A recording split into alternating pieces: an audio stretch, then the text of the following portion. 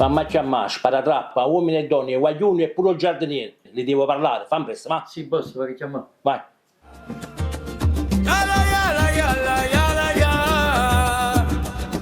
Sparatrappe, uomini e donne sono arrivati. I fucili sono carichi e già pronti ai lati.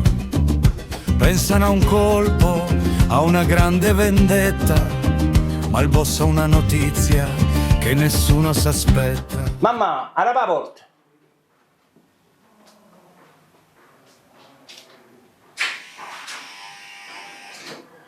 Grazie, tu guaglio.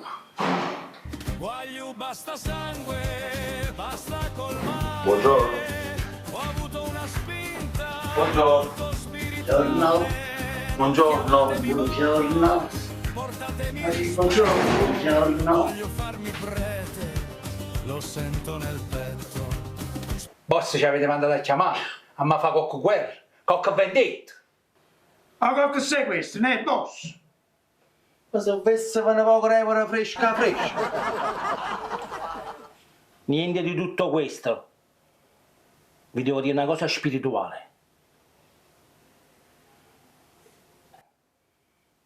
Ma vado mi sa fare io. E mo che non c'ho fa che sei? Guaglio, io voglio fare prete. Prevete. Ma chi le si mette a dicere in messa? Esatto.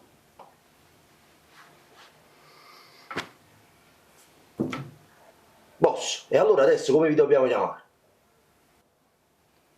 Da oggi sarò Don Sesè parroco, non più Don Sesè o boss. Avete capito? Boss, ma dicete una cosa, ma voi non siete chi che nel 2008 appicciata a chiesa? Sì, ero guaglione. Ah, boh, il prevede, mi era antipatica. Boss, ma voi non sapete né leggere, né scrivere, né pregare, volete mettere a fuoco prevede. Ave Maria, Madre di Dio, prega per noi peccatori, mi fa mettere il cervello a chista. Sia fatta la sua volontà. Oramai l'hanno perso. Boss, ma potete pure battezzare. Come no? Tu, questa è l'acqua santa, te! Paratrapprico Oh, ma questo mi scrive sempre in faccia. e 8. Bruciaste la chiesa e faceste un gran botto. Il boss risponde, ero giovane e furente. E quel prete di Fratelli, da oggi saremo più buoni.